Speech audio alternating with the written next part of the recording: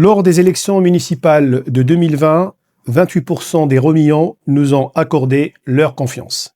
5 ans plus tard, nous sommes toujours là, fidèles à notre parole, à nos valeurs et à notre engagement.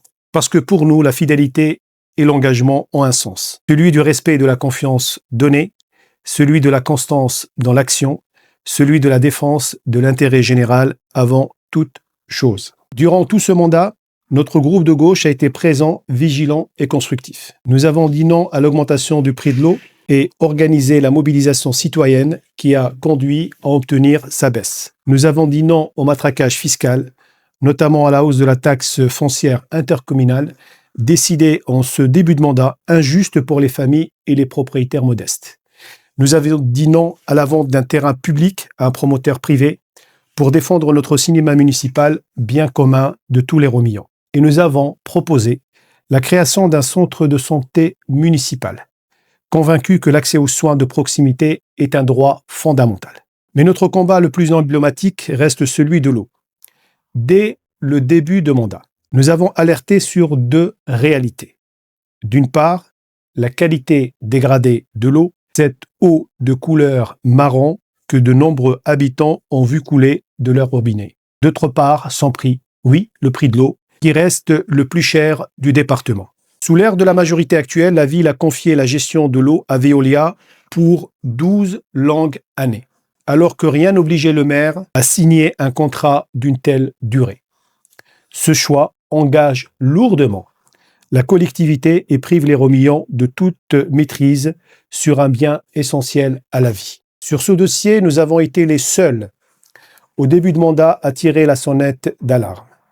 Nous avons dénoncé les risques, plaidé pour un autre choix de gestion, celui d'un retour aux régies publiques, plus transparent, plus juste et plus économique. Aujourd'hui, nous constatons que d'autres voix, pourtant membres de la majorité en début de mandat, commencent à s'en émouvoir, mais elles se taisaient quand il fallait agir. Oui, l'eau n'est pas une marchandise, c'est un bien commun et nous continuons à le défendre avec la même détermination.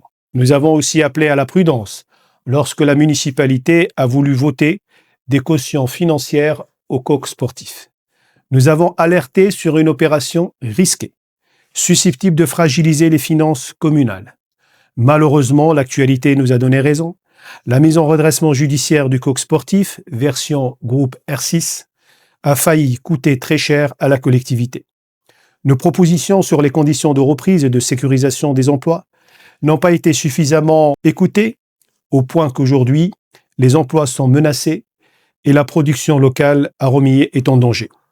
Je rappelle tout de même que le groupe R6 a bénéficié de 50 à 60 millions de fonds publics et a laissé une dette de 58 millions d'euros, chiffre d'ailleurs dévoilé par le repreneur, que ce dernier lui-même vient d'obtenir 10 millions d'euros d'aide publique supplémentaire sans aucune contrepartie sur les emplois ni sur le maintien de la production ici à Romilly-sur-Seine.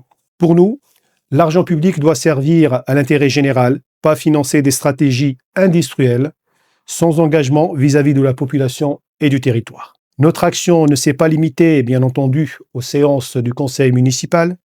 Nous avons choisi d'être présents dans les quartiers, sur les terrains, aux côtés des habitants, des associations et des acteurs de la vie locale. Nous avons tenu des permanences régulières pour écouter, dialoguer, comprendre et relayer les préoccupations du quotidien. C'est cela pour nous la politique locale, rester proche du réel, loin des postures et les coups de com'.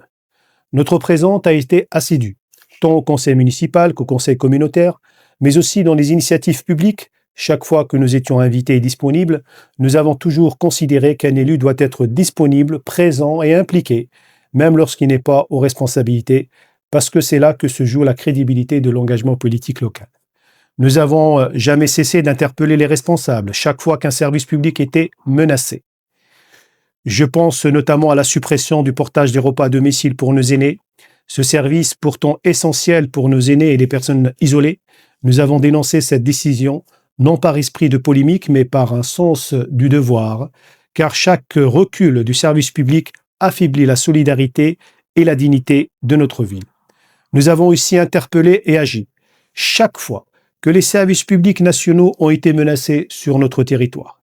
Ce fut le cas lors du maintien de l'ouverture de l'antenne locale de l'assurance maladie pendant la période du Covid et après pour que les Romillons puissent continuer à accéder à leurs droits sans devoir se déplacer à Troyes. Nous sommes également restés vigilants face aux menaces qui pèsent sur la maternité, sur la clinique privée et sur l'hôpital public, car c'est derrière ces structures, ce sont des services essentiels à la vie, à la santé, à la dignité des habitants qui sont en jeu.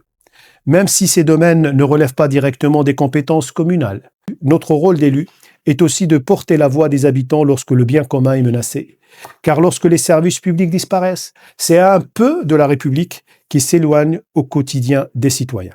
Lors des séances budgétaires, notre groupe a toujours pris ses responsabilités en exprimant des choix politiques clairs et en présentant un contre-budget cohérent, réaliste et porteur d'une autre vision pour Romilly-sur-Seine. Dès le début de mandat, nous avons voté contre tous les budgets proposés et nous avons été le seul groupe à le faire. Ce choix n'était pas un refus systématique, mais une démarche réfléchie et argumentée. À chaque fois, nous avons expliqué nos motivations en détaillant les risques financiers, les priorités que nous jugions mal orientées et les conséquences pour les habitants. Voter contre les budgets, c'était pour nous assumer notre rôle d'élus responsables, proposer des alternatives concrètes et défendre l'intérêt général plutôt que de valider ou s'abstenir sur des décisions que nous estimions injustes et inefficaces. Mais la politique majeure que nous formulons aujourd'hui est la suivante. Au regard d'une fiscalité locale déjà lourde et les moyens attribués par l'État pour les habitants à l'instar de la dotation de solidarité urbaine, les Romillons n'ont pas pour leur argent.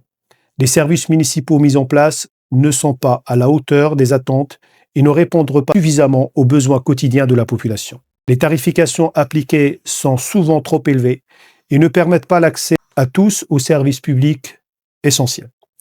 L'acharnement de réduire le soutien à la vie associative, de priver le Centre communal d'action sociale de moyens de subventions cumulés sur plusieurs années, alors même que l'État, conscient de ces difficultés sociales de notre territoire, a augmenté son aide de plus de 500 000 € sur les 5 dernières années, ce qui ramène à un cumul de 1,5 million depuis 2018. Cela illustre une politique de désengagement social préoccupante. À cela s'ajoute le refus d'instaurer une tarification solidaire, une volonté de privatiser les services publics municipaux avec la déclinaison de la règle de Sarkozy du non-remplacement du départ à la retraite des agents communaux. Tout cela traduit des choix politiques assumés, mais bien ancrés à droite, loin des valeurs de solidarité, de justice sociale que nous portons, nous, avec constance. Durant ce mandat, nous avons exercé notre rôle avec sérieux, détermination et sens des responsabilités. Nous avons soutenu des projets utiles, comme la construction du complexe des Hauts-Buissons et les travaux de voirie. Et nous avons combattu ce qui devrait l'être, toujours avec un souci d'équilibre et de respect. Notre opposition a été déterminée, mais toujours respectueuse des institutions, des élus et surtout des citoyens. Notre seul regret réside dans certains dossiers où l'unanimité aurait pu être obtenue, car les propositions étaient justes et rassemblantes.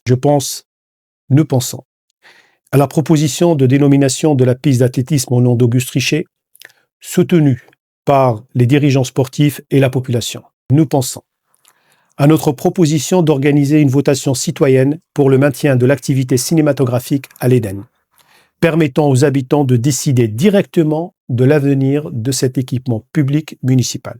Sur ces deux dossiers, nous ne comprenons pas pourquoi cette fin de non-recevoir a été opposée à nos propositions et à nos sollicitations. Ces dossiers étaient justes et dans l'intérêt des habitants et pourtant ils n'ont jamais été pris en considération. Cela renforce notre conviction que l'intérêt général doit primer sur les calculs politiques et les positions partisanes et nous continuons à porter les voix des Romillons avec détermination et transparence. Aussi, nous avons souvent constaté le manque de concertation et parfois un véritable déni de démocratie sur des dossiers essentiels pour l'avenir de Romilly, mais malgré cela, nous avons tenu bon. Je rappelle que le journal municipal a paru qu'une fois depuis le début de mandat et récemment, le conseil municipal ne s'est pas tenu depuis le mois de juin et nous sommes aujourd'hui le 31 octobre. Nous avons continué à proposer, alerter et mobiliser avec un seul objectif, faire vivre la démocratie locale et défendre les intérêts des Romillons. Ce travail de bilan, faisons aujourd'hui pour le connaître à la population. C'est normal, c'est notre devoir de rendre compte. Il prend la forme d'un document 4 pages, diffusé dans les boîtes aux lettres et relayé sur nos réseaux sociaux. C'est une manière pour nous de rétablir les faits, de montrer le travail accompli et surtout de poursuivre le dialogue avec les habitants, car notre engagement ne s'arrête pas aux échéances électorales ni à la porte du conseil municipal.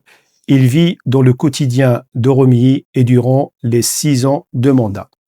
Pour ma part, en tant que tête de liste aux élections municipales de 2020, je tiens à remercier sincèrement mes colistiers et mes amis du groupe, Marie Chenian, qui a assisté depuis qu'elle a été appelée à exercer la fonction de conseillère municipale, et Éric Totel aussi, qui m'ont accompagné et que nous avons travaillé avec beaucoup de responsabilités et nous avons assumé notre rôle d'élu dans l'opposition. Je tiens à les remercier sincèrement.